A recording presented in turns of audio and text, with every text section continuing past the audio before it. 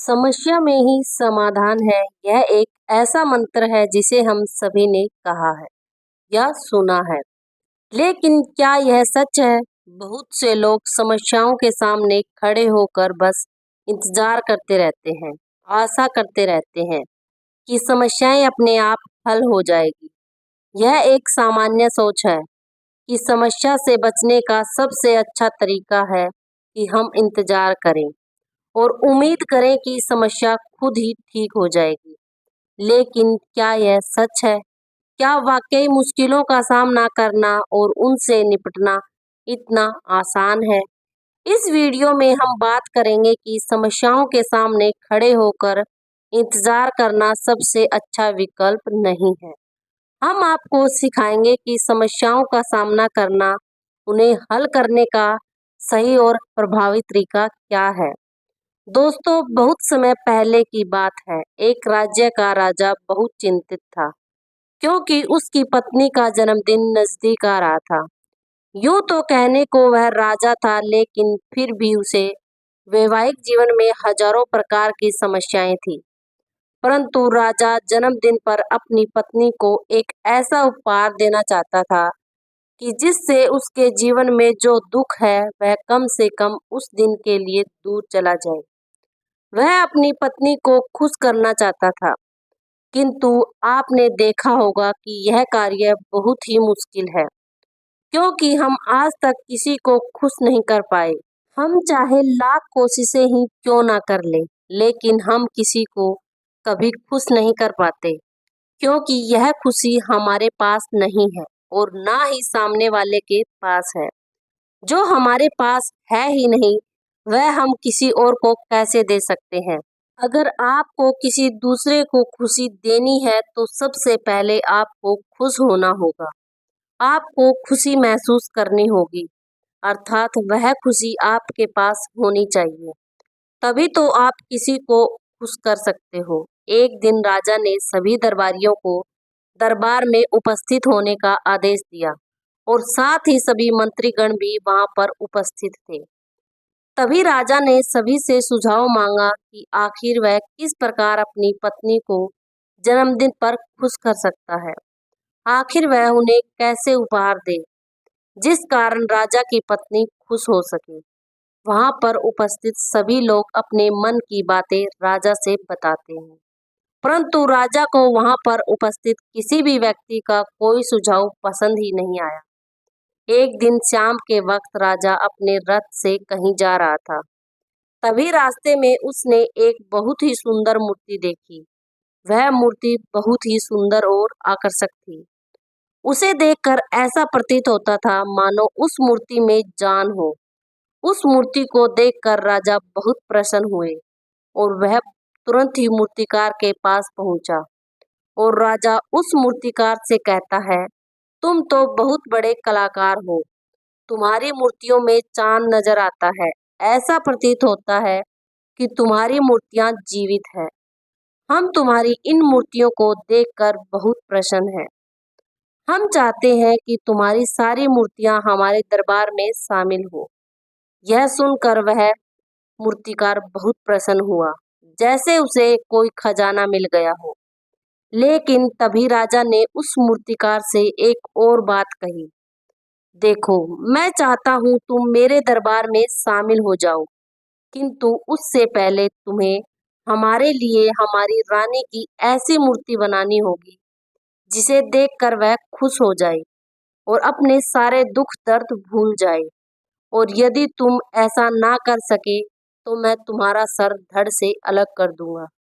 राजा के मुख से यह बात सुनकर मूर्तिकार घबरा गया। उसके पसीने छूट गए। वह राजा को मना भी कैसे करे, इसीलिए उसने ना कहते हुए भी राजा को हाँ बोल दिया। राजा उस मूर्तिकार की बात सुनकर बहुत प्रसन्न हुए और वह वापस महल लौट आए। लेकिन उधर दूसरी तरफ जो मूर्तिकार अब तक बहुत प्रसन्न था, जो अपने मन से मूर्तियां बनाया करता था, जो हमेशा खुश रहता था, अब वह दुखी हो गया था। अब वह गहरे दुख में चला गया था। वह डर के कारण रानी की मूर्तियां बनाना शुरू करता है। परंतु जो भी मूर्ति बनाता था उस मूर्ति को देखकर ऐसा प्रतीत होता था मानो वह मूर्ति बहुत दुखी है, उसे किसी प्रकार का कोई दुख है।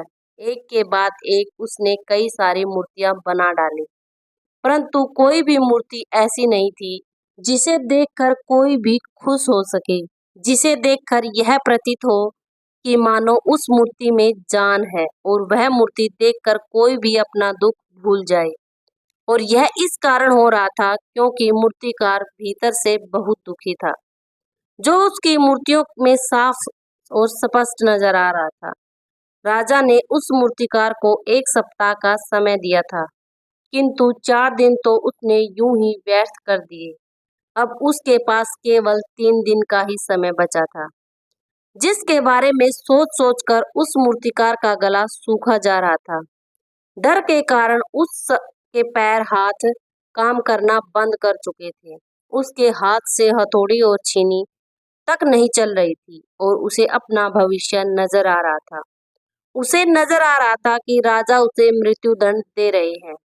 उसके बाद उसके परिवार का क्या होगा, उसके परिवार को कौन संभालेगा। और यह सोच सोचकर उस मूर्तिकार का मन बैठा जा रहा था। तभी उसने एक योजना बनाई। वह अपने परिवार को साथ लेकर रात में ही गांव छोड़कर चला जाएगा। यह सोचकर वह तुरंत घर लौटा। उसने सारा सामान बांधा, अपनी पत्नी और अपने बच्चों को भी तैयार किया। वह जैसे ही घर से निकलने वाला था कि तभी उसने देखा कि राजा के सिपाही वहां पर तैनात है। यह देखकर वह मूर्तिकार और भी घबरा गया। वह समझ नहीं पा रहा था कि क्या करें। यदि वह वहां से भागने की कोशिश करता है और पकड़ा जाता है तो राजा उसके साथ साथ उसके परिवार को भी मृत्युदंड दे देंगे। वह कुछ समझ नहीं पा रहा था। तभी वह जमीन पर बैठ गया और रोने लगा और अपनी पत्नी से कहता है, अब से तुम्हें बच्चों का ख्याल रखना होगा। मेरा और तुम्हारा साथ यहीं तक था, क्योंकि राजा ने जिस प्रकार की मूर्ति का मुझे आदेश दिया है मैं उस प्रकार की मूर्ति नहीं बना पा रहा, जिस कारण राजा मुझे मृत्युदंड दे देंगे। वह मेरा धड़ सर से अलग कर देंगे और उसके बाद तो तुम्हें ही बच्चों का ख्याल रखना होगा। कहकर वह जोर जोर से फूट फूट कर रोने लगते हैं।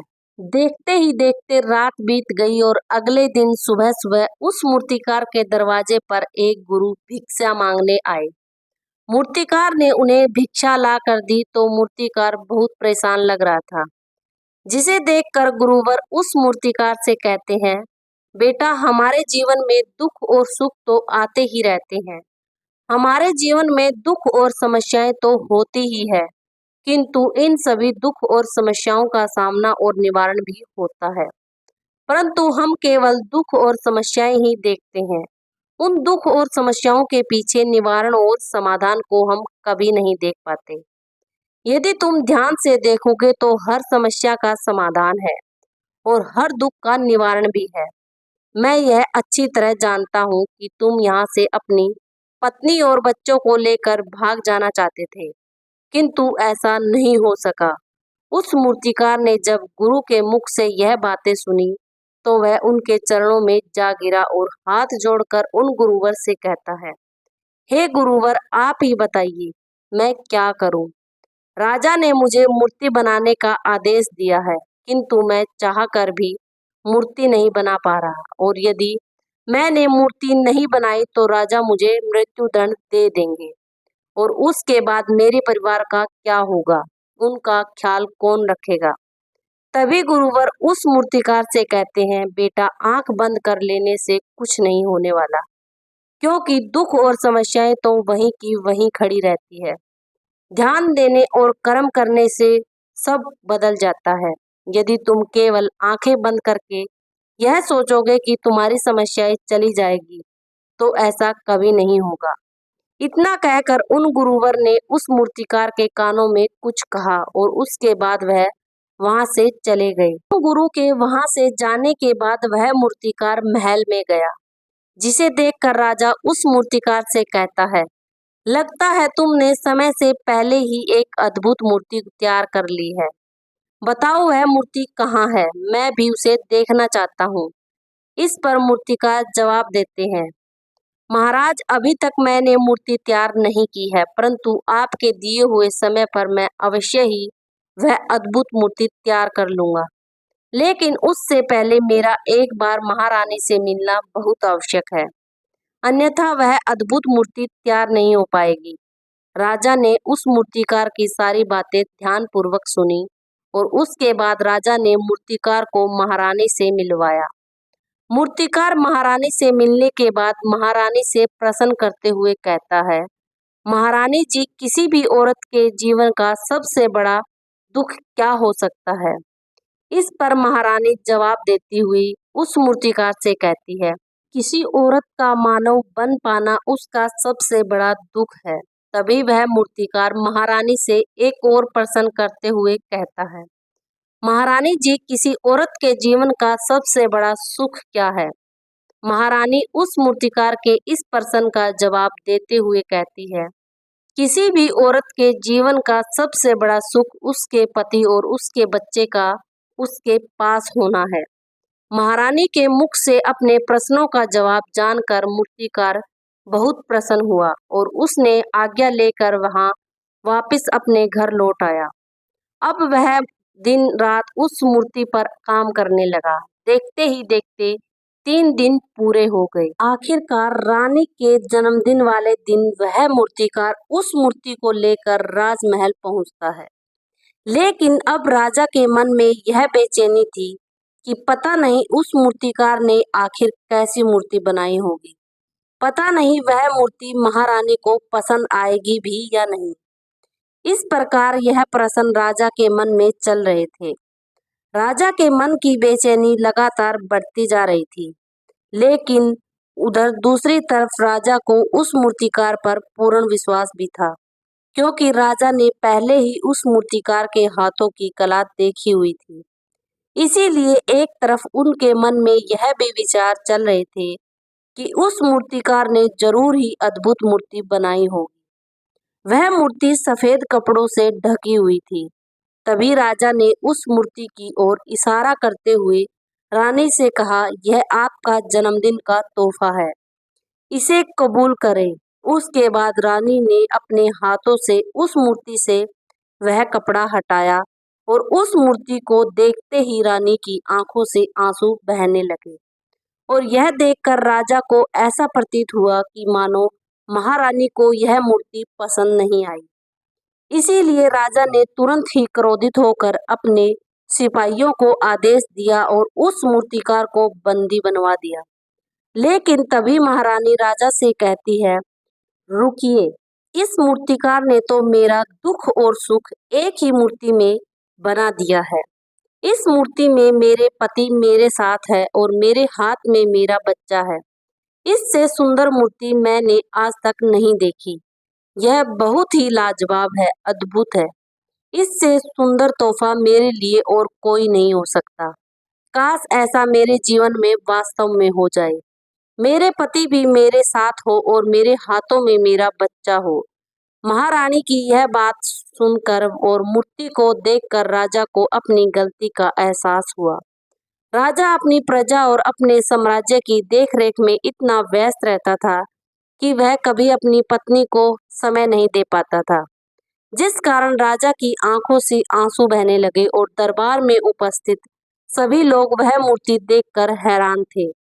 आज तक किसी ने भी ऐसी मूर्ति और जीवित मूर्ति नहीं देखी थी, जिसमें सुख और दुख एक साथ नजर आ रहे थे। उसके बाद उस राजा ने उस मूर्तिकार को रिहा करवाया और उसे ढेरों इनाम दिए और अपने राज्य दरबार में जगह भी दी। किंतु उस मूर्तिकार ने इनाम को तो स्वीकार कर लिया, परंतु राज दरबार में उसने जगह नहीं ली और हाथ जोड़कर राजा से कहता है, हे महाराज, मेरी आपसे विनती है, आपने मुझे चेतावनी दी थी, यदि मैं यह मूर्ति नहीं बना सका तो मुझे मृत्युदंड दे देंगे। किंतु आपसे बस इतनी ही कहना चाहता हूँ, हम में से चाहे कोई भी प्राणी क्यों न हो, सभी के प्राण उतने ही कीमती है जितने कि आपके या महारानी के। इसीलिए किसी को भी बिना दोष के दंड नहीं देना चाहिए। मेरी पत्नी ने मुझसे कहा था कि राजा की दोस्ती और दुश्मनी दोनों ही अच्छी नहीं है। इसीलिए मुझे आपके राज दरबार में कोई स्थान नहीं चाहिए और अपनी छोटी सी दुनिया में बहुत खुश हूँ। मैं अपने छोटे से परिवार के साथ बहुत खुश हूँ। मैं आज तक जो करता आया हूँ मुझे वह पसंद है और मैं अपने पूरे जीवन काल में वही करना चाहता हूँ। मैं जैसा हूँ, जिस हाल में हूँ, मुझे बहुत प्रसन्नता है कि मैं आज इतना खुशहाल इंसान हूँ। अब मुझे आज्ञा दीजिए। इतना कहकर वह मूर्तिकार वहां से चला गया। दोस्तों, इसी प्रकार हमारे जीवन में भी बहुत बड़े बड़े संकट और दुख आते जाते हैं, किंतु वास्तव में तो यह दुख और संकट हमें कुछ सिखाने के लिए आते हैं। किंतु हम तो केवल उन दुख और समस्याओं को ही देखते रह जाते हैं। हम उनका निवारण खोजने का थोड़ा सा भी प्रयास नहीं करते और जब हम दुख के समय क्रोध करते हैं तो हम वास्तविकता में अपना ही नुकसान कर लेते हैं। जो व्यक्ति समझदार होते हैं वह अपने दुख और परेशानियों से यह सबक सीख ही लेते हैं कि उन्हें विषम परिस्थितियों में शांत रहकर उन दुखों का निवारण करना चाहिए, उन समस्याओं का समाधान करना चाहिए। किंतु हम में से अधिकांश लोग यह नहीं सीख पाते और वे लोग दुख और परेशानियों के समय पर क्रोधित हो ही जाते हैं। वह इस बात को अच्छी तरह जानते हैं कि हमें दुख और समस्या के समय पर शांत रहना चाहिए और उसका समाधान खोजने का प्रयास करना चाहिए, किंतु हम बार बार वही गलती दोहराते रहते हैं। जब भी हमारे सामने कोई ऐसी परिस्थिति उत्पन्न होती है तो हम बार बार क्रोधित हो जाते हैं और क्रोध में आकर हम अपना ही नुकसान कर लेते हैं, क्योंकि क्रोध में हम कभी भी कोई चीज सीख नहीं सकते। क्रोध में हमारा मस्तिष्क काम करना बंद कर देता है और उसे केवल वह परिस्थिति नजर आती है, वह समय नजर आता है जो उसके खिलाफ है। और जो जीवन के दुखों से, इन समस्याओं से कुछ सीख पाता है, ऐसा व्यक्ति पूर्ण रूप से एक दलदल में फंसे हुए इंसान की तरह है, जो परिस्थितियों के दलदल में कुछ इस प्रकार फंस चुका है कि वह वहां से निकल नहीं सकता। फिर वह चाहे कितना भी हाथ पैर क्यों न मार ले, और जितना हाथ पैर मारेगा वह उतना ही उस दलदल में फंसता चला जाएगा। जबकि आपको हाथ पैर ना मारकर बल्कि शांत रहकर अपने मस्तिष्क का प्रयोग करना चाहिए और यह सोचना चाहिए कि इस दुख, इस समस्या और इस परिस्थितियों का समाधान क्या हो सकता है। इसीलिए महात्मा बुद्ध कहते हैं कि यदि दुख है तो उसका निवारण भी है, यदि समस्या है तो उसका समाधान भी है। इसीलिए केवल दुख में उलझे मत रहिए, बल्कि उस दुख का निवारण कीजिए। तो दोस्तों, आपको कैसी लगी हमारी आज की यह कहानी? अगर वीडियो अच्छी लगी हो तो वीडियो को लाइक, शेयर एंड हमारे चैनल स्टोरी बाय अधिक को सब्सक्राइब जरूर करिए।